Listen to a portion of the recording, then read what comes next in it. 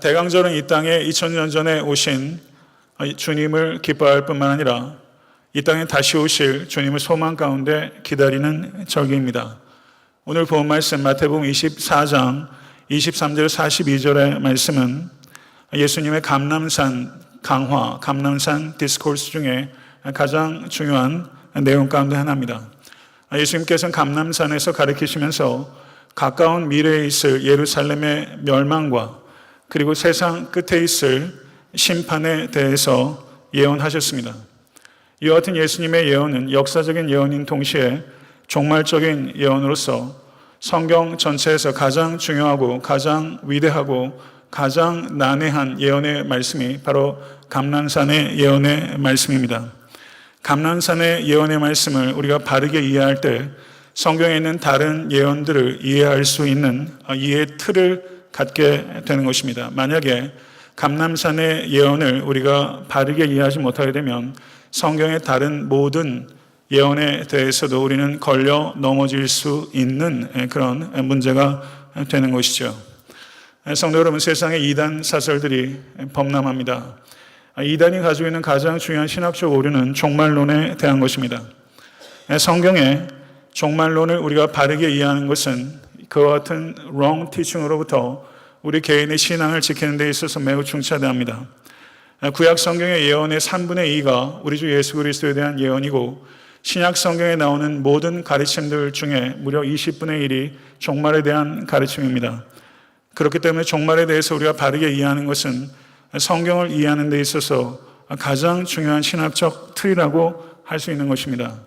오늘 이 말씀을 통해서 종말에 대한 예수님에 대한 가르침을 좀 더 바르게 이해하고 여러분과 제가 다시 귀환하실 왕을 순전하게 기다리며 더욱더 온전한 순종의 삶을 살아갈 수 있는 계기가 될 수 있게 되기를 간절히 소망합니다.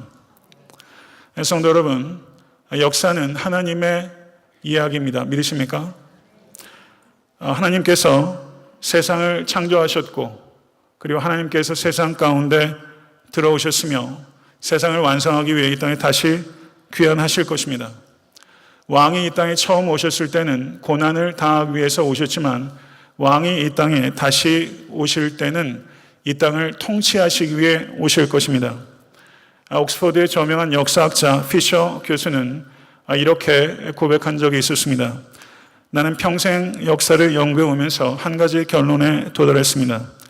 그것은 역사에는 뚜렷한 목적이 없다는 것입니다. 역사에는 아무런 계획도 아무런 노선도 없습니다.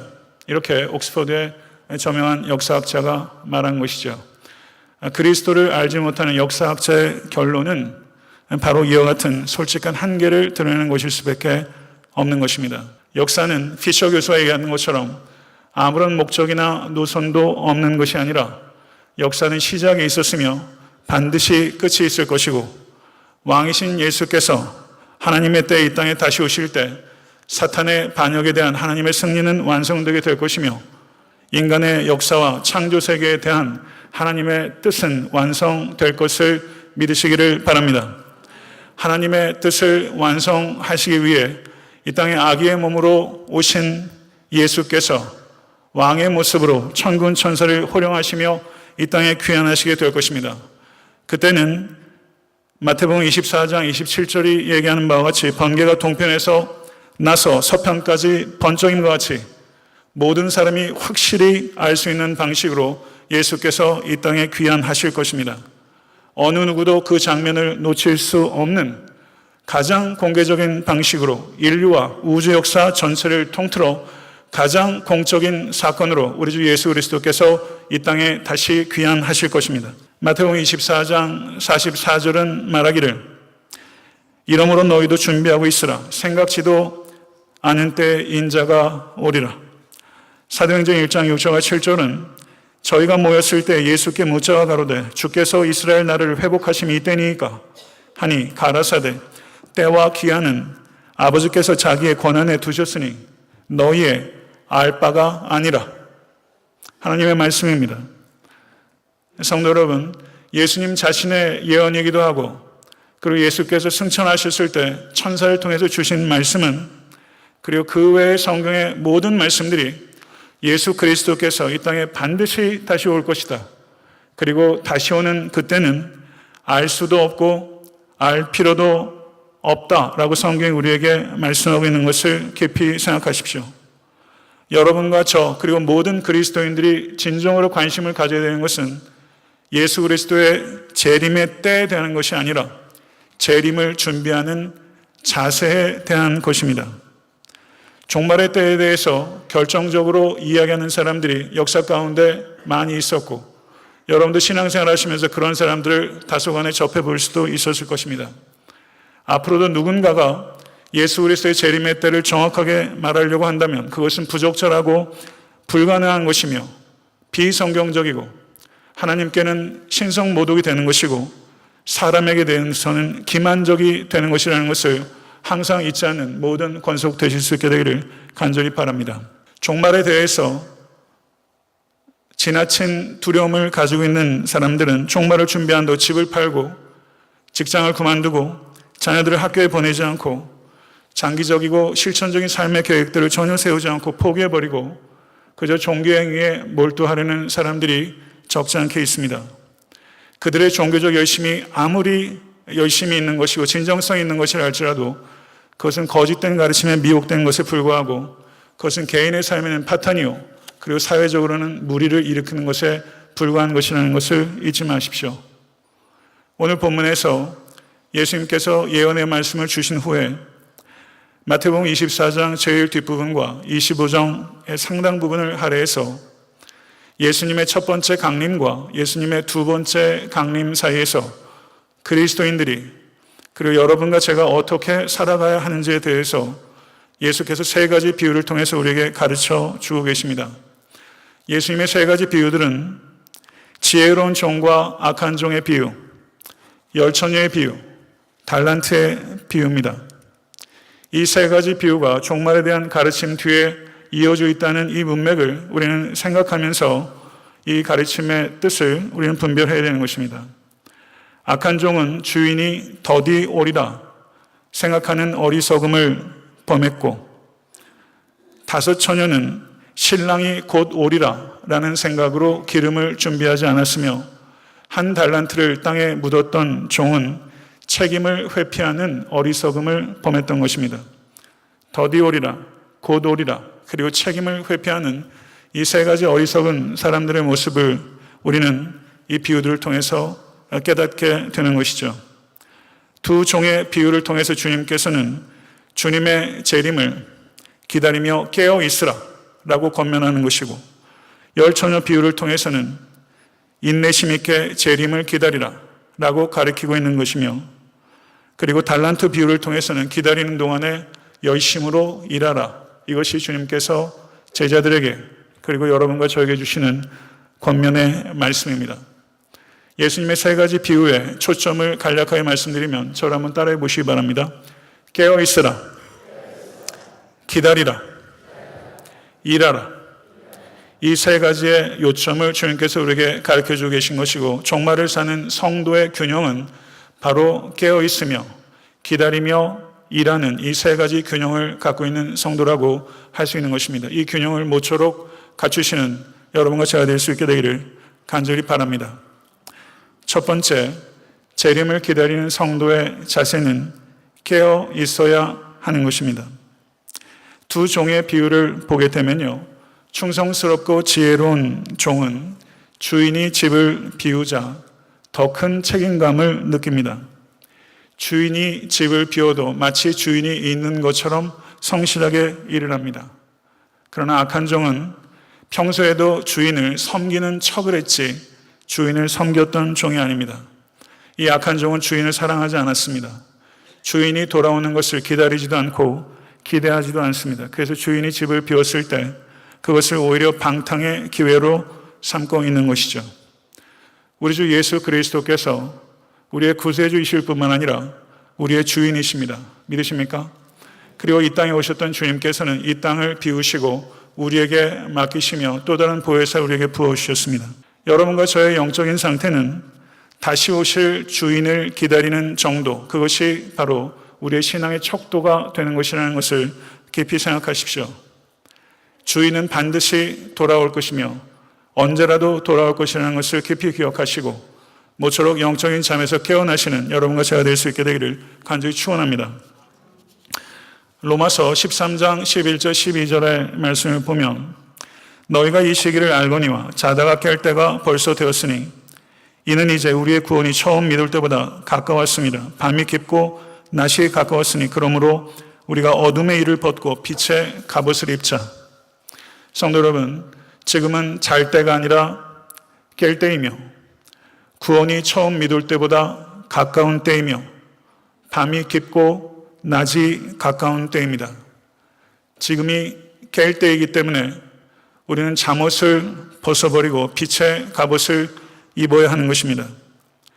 예수님께서 누가복음 18장에서 불의한 재판관과 과부의 비유를 통해서 과부가 불의한 재판관이라는 최악의 상황 속에서도 결코 낙심하지 않고 용기를 가지고 끝까지 강청하며 기도했던 것처럼 예수 그리스도의 재림이 지연되고 지금 세상의 핍박과 박해가 가중되고 그리고 방탕과 번영과 물질주의와 게으름과 안락함이라는 훨씬 더 교묘하고 그리고 치명적인 위협 속에서 하나님의 자녀들이 왕이 귀환하실 때를 기다리며 왕이 가져오실 완전한 평화와 사랑과 정의를 더욱더 갈망하며 끊임없이 과부처럼 기도하며 마지막 때를 준비하기를 원하시는 것을 받아들이실 수 있게 되기를 간절히 축원합니다.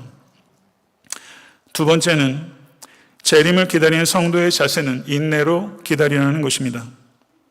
빌립보서 3장 20절에서 21절의 말씀을 보게 되면 오직 우리의 시민권은 하늘에 있는지라 거기로서 구원하는 자 곧 예수 그리스도를 기다리노니 그가 만물을 자기에게 복종케 하실 수 있는 자의 역사로 우리의 낮은 몸을 자기 영광의 몸의 형체와 같이 변케 하시리라.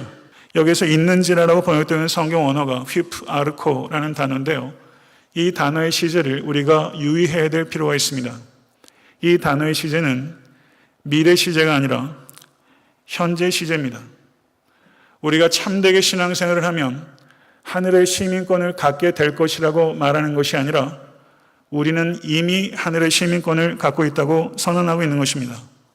사랑하는 성도 여러분, 이 세상 영주권을 따려고만 해도요, 미국에서 공부하고 학위 증명하고 종교비자 받고 또 한참 기다려서 이와 같은 절차를 통해서 영주권을 받고 그리고 시험 보고 연한이 채워지면 시민권 받습니다. 신문 문제 해결할 때 이와 같은 프로세스가 있어요. 그러나 우리에게 진정으로 중요한 하늘나라의 시민권은 우리가 법적인 절차를 밟아서 얻게 된 이민자의 신분이 아니라 성령과 성령의 역사로 우리가 새롭게 탄생함으로 우리에게 값없이 주어진 시민권입니다. 믿으십니까? 성도 여러분, 우리는 그렇게 하늘나라의 시민권을 갖게 된 천국 시민인 것입니다. 천국 시민권자는 이 세상에 살지만 이 세상이 전부라고 생각하지 않습니다. 그리고 천국 시민권자는 이 세상을 위해서 살지도 않습니다. 천국 시민권자는 늘 돌아갈 곳을 염두에 두고 살아갑니다.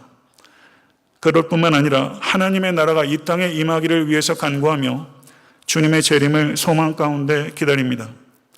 빌립보서 3장 20절을 보게 되면 주 예수를 기다리노니 라고 번역하고 있는 거기에서 기다린다라고 하는 성경 원어는요, 아프에크데코마이라는 단어입니다.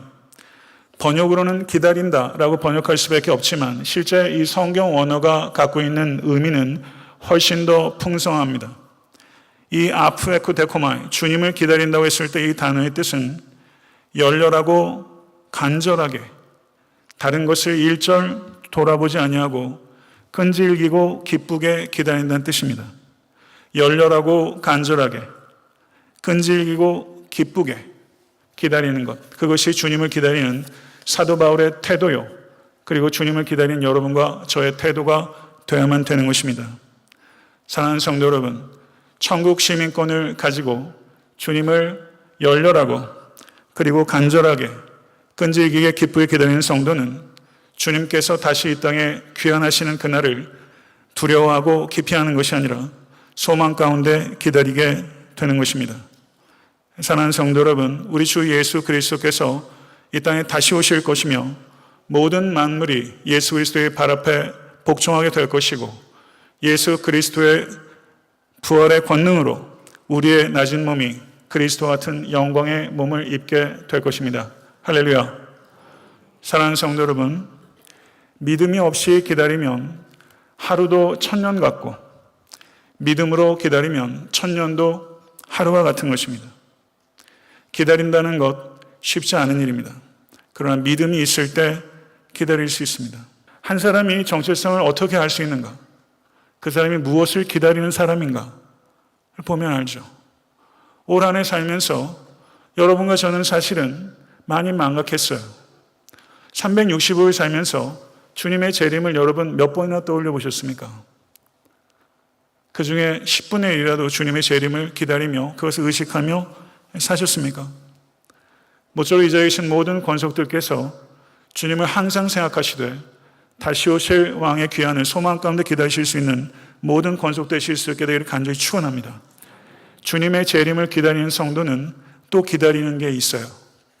주님의 재림을 기다리는 성도는 예배를 기다립니다. 그리고 주님의 재림을 기다리는 성도는 주님의 재림을 기다리는 또 다른 성도들과의 만남을 기다리는 거예요. 성도들 간의 만남과 교제를 기다려요. 재림을 기다리는 이 기다림은 다른 기다림과 계속 연결될 수밖에 없는 것입니다. 모쪼록 이 자리에 계신 모든 권속들께서 기다림이 있는 행복한 성도 되실 수 있게 간절히 축원합니다. 기다릴 것이 아무것도 없는 사람은 행복하지 않습니다. 기다림이 있는 성도가 행복한 것이고 가장 행복한 기다림은 우리 주 예수 그리스도의 기다림이며 그리고 재림을 기다리는 성도는 예배를 기다리고 성도를 기다리고 섬김과 봉사의 기회를 기다리는 것이죠. 모쪼록 남은 한 해도 여러분 잘 기다리시고 2018년도에 모든 기회들을 놓치지 마시고 꼭 붙잡으시고 재림의 소망으로 더욱더 견고해지시는 인내로 기다리는 모든 권속 되실 수 있게 되기를 간절히 축원합니다. 세 번째, 재림을 기다리는 성도의 자세는 충성되게 일한다는 것입니다. 우리 주님께서 요한복음 9장 4절에서 말씀하시기를 때가 아직 낮음에 나를 보내신 이의 일을 우리가 하여야 하리라. 밤이 오리니 그때는 아무도 일할 수 없느니라. 주님의 말씀입니다. 사도 바울께서는 에베소서 5장 16절에서 세월을 아끼라 라고 말씀하셨습니다. 세월을 아낀다는 게 어떤 뜻입니까? 원어적인 의미에서는 돈을 주고 산 것처럼 귀히 여기다 그런 뜻이 있습니다. 이걸 좀 더 구체적으로 말한다면 세월을 아낀다는 의미는 삶의 시간들 속에 주님의 뜻을 분별하고 주께서 기뻐하시는 일에 내 시간을 드릴 때 그것을 세월을 아낀다라고 표현할 수 있는 것입니다. 왕의 귀환을 기다리고 기도하며 기대하는 성도 되실 수 있게 되기를 바랍니다. 종말 신앙을 가지고 있는 성도는 종말만을 기다리면서 현실을 도피하는 사람이 아니라 종말 신앙을 가지고 있는 성도는 삶의 실제 속에 더욱더 깊이 들어가고 주님께서 다시 오실 때까지 신중하게 계획하고 신속하게 실천하며 말씀대로 순종하는 책임 있는 성도인 것입니다. 세상 사람들은요, 큰일 작은 일을 지나치게 구분하는 것 같아요. 그런데 하나님께서는 큰일 작은 일 구분하지 않고 큰일이든 작은 일이든 거기에 큰 마음을 들여서 하는 것을 주님께서는 충성되다고 이야기하고 있는 것을 기억하실 수 있게 간절히 바랍니다. 다른 사람과 비교하지 마시고 나에게 주어진 소명을 큰 마음으로 감당하십시오. 작은 일에 충성하는 사람이 얼마나 공동체를 살게 하는지 몰라요. 어느 모임이든 큰 일 하는 사람도 필요합니다. 그러니 작은 일을 소리 안 나게 지속적으로 하는 사람은 어떤 의미에선 더 필요한지도 몰라요. 큰 일을 할 때는 큰 힘을 한꺼번에 써야 되지만 작은 일을 하는 일에는 지속적인 헌신이 필요해요. 그런 의미에서 큰 일 하는 것보다 작은 일을 믿음직스럽게 감당하는 것이 어떤 의미에서는 더 어렵고 더 소중할지도 모르겠습니다. 사랑하는 성도 여러분, 큰 일을 감당해야 될 때는 큰 일을 감당하십시오. 그리고 작은 일에 주어졌을 때는 한결같이 큰 마음으로 작은 일을 감당하십시오. 그리함으로 말미암아 하나님으로부터 착하고 충성된 종아 잘하였도다 이렇게 칭찬받는 모든 권속 되실 수 있게 되기를 간절히 축원합니다. 아프리카 오지에서 선교사로 50년을 섬기시다가 은퇴한 노 부부가 미국으로 돌아와서 노년을 보내게 됐습니다. 그래서 교단의 선교 사무부에서 그들을 맞이할 준비를 했는데 어떻게 하다 보니까 행정적인 착오가 발생해서 노 부부가 50년 만에 귀환하는데 공항에 한 사람도 나가지 못하고 나이 드신 분들이 그 짐 얼마나 보따리 많았겠어요. 이민 보따리. 그거 어렵게 해가지고 간신히 집에 도착했는데 이 선교사들 두 부부가 보기에 그 집이 너무나 형편없었던 것 같습니다. 순간적으로 50년 동안 아프리카 오지에서 수고했던 이 선교사 부부가 마음에 섭섭한 마음이 들었어요. 그래서 역력하게 섭섭한 표정이 있자 아내 선교사님이 남편 선교사님에게 방에 들어가서 기도하시라고 권했답니다. 섭섭함을 가득 가지고 이 선교사님이 방에 들어가서 기도하고 이제 한참 기도하시다 방에서 나오셨는데 아내 선교사님 볼 때 그 얼굴이 방에 들어갈 때 얼굴하고 너무 다른 거예요. 얼굴에 평안이 가득해요. 그래서 아내 선교사님이 물었어요. 여보 도대체 뭐라고 기도했어요? 그때 남편 선교사 얘기합니다. 하나님께 내가 집에 왔는데 아무도 관심을 가져주지 않는다고 섭섭하다고 하나님께 말했지. 그랬더니 아내가 묻습니다. 그랬더니 하나님께서 뭐라고 하세요? 그랬더니 남편 선교사님이 이렇게 말합니다. 아들아, 너는 아직 집에 돌아온 것이 아니다. 이렇게 하나님께서 그 마음에 감동을 주셨대요. 아들아, 너는 아직 집에 돌아온 것이 아니다. 몇 살의 선교사로 헌신했는지 모르겠지만 50년 세월이면 반백년입니다.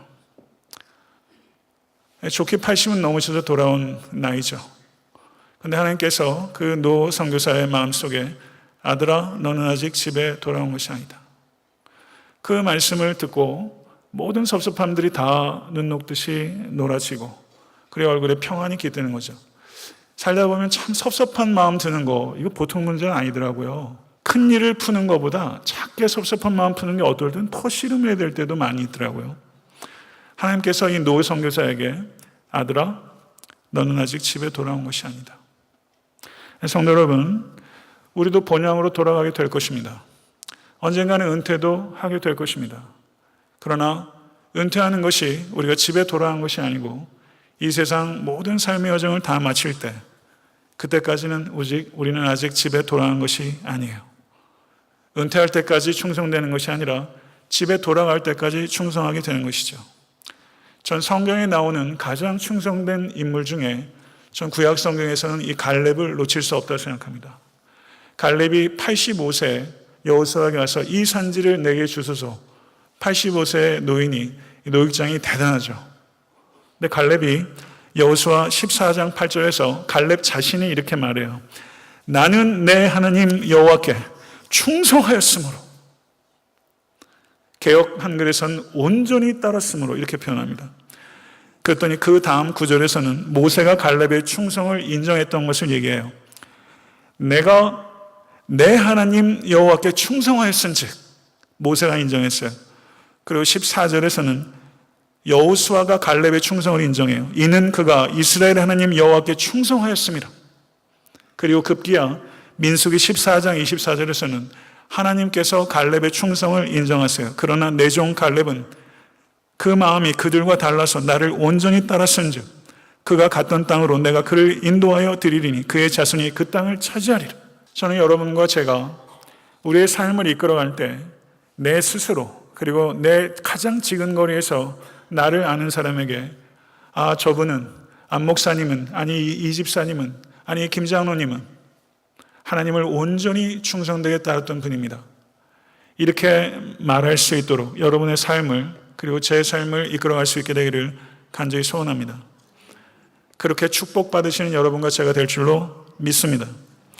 12명의 정탐꾼 중에서 다른 사람들은 다 사람의 시각으로 봤지만 단 2사람, 6분의 1이죠. 여호수아와 갈렙만이 사람의 시각으로 보지 않고 하나님의 시각으로 봤어요. 여러분 세상 살아가면서 사람의 시각으로 보게 되면 핍박 안 당합니다. 근데 여러분들이 하나님의 시각으로 보게 되면 아마 상당히 어려워질 거예요. 하나님의 시각으로 보면 교회 밖에서만 핍박당하는 것이 아니라 교회 안에서도 핍박당할 때가 있습니다. 항상 마이너리티예요. 하나님의 시각으로 보는 것은 마이너리티예요. 이 여호수아 갈렙의 리포트는 마이너리티 리포트입니다. 사람들이 저들에게 위해를 하려고까지 하지 않았습니까? 여러분들의 삶이 마이너리티 리포트처럼 사람의 시각으로서가 아니라 하나님의 시각으로 바라보고 그렇게 이야기하고 순종하기 시작하면 여러분들에게는 적지 않은 외로움이 올 거예요. 하나님에게 완전히 충성된 인생은 반드시 외로움이 따라갑니다. 성도 여러분 교회에서 교회는 이래야 된다 저래야 된다. 교회에 대한 이론가들이 얼마나 많은지 몰라요. 여러분은 교회에 대한 이론가입니까? 아니면 교회를 바르게 세우기 위해서 외로운 길을 걸어가는 충성된 헌신자입니까? 성도 여러분, 한 해를 되돌아보면서 우리를 되돌아볼 수 있기를 간절히 바랍니다. 이 시대를 진단하면서 헌신된 그리스도인들이 날마다 적어진다. 우리가 8, 90년대에 신앙생활 하셨던 어르신들 뵙게 되면요. 저에게 어르신들 많이 계시지만 저분들의 면망과 헌신들을 보게 되면 제 개인적으로 젊은 사람들이 많이 뛰어가야 되겠다 이런 생각이 들어요. 확실히 요즘 젊은 세대들, 우리 밑으로 내려가면 내려갈수록 정말 헌신된 일꾼들이 드뭅니다. 그래서 분명히 이 진단, 헌신된 일꾼이 부족하다라고 하는 진단은 틀린 게 아니에요. 그러나 충분한 진단은 아닙니다. 이 시대의 문제는 헌신된 그리스도인의 부족이 아니라 나의 헌신의 부족이 문제입니다. 이것을 깊이 생각하십시오. 제가 몇 년 전에 그리스도의 제자도에 대해서 설교하면서 설교의 제목이 이것이었습니다. 저를 한번 따라해 보시고 마음에 새기십시오. 아낌없이, 후퇴 없이, 후회 없이, 아낌없이, 후퇴 없이, 후회 없이, 아낌없이, 후퇴 없이, 후회 없이. 성도 여러분, 올 한 해뿐만 아니라 여러분과 저의 남은 평생이 얼마나 좋을지 누가 알겠습니까? 그러나 여러분과 저의 삶의 목표는 아낌없이, 후퇴 없이, 후회 없이 주와 잃어버린 영혼들을 위해서 삶을 헌신하는 것입니다. 여러분 거기에서 삶의 행복을 발견하실 수 있는 여러분과 제가 될 수 있게 간절히 축원합니다. 말씀을 맺겠습니다. 왕이 귀환하실 때까지 깨어 기다리며 충성되게 일하다가 파루지아, 종말의 때 파레시아, 담대하게 귀환하시는 왕을 부끄럼 없이 만나실 수 있는 이 자리에 계신 모든 권속 되실 수 있게 되기를 우리 주 예수 그리스도의 이름으로 간절히 축원합니다. 기도하겠습니다.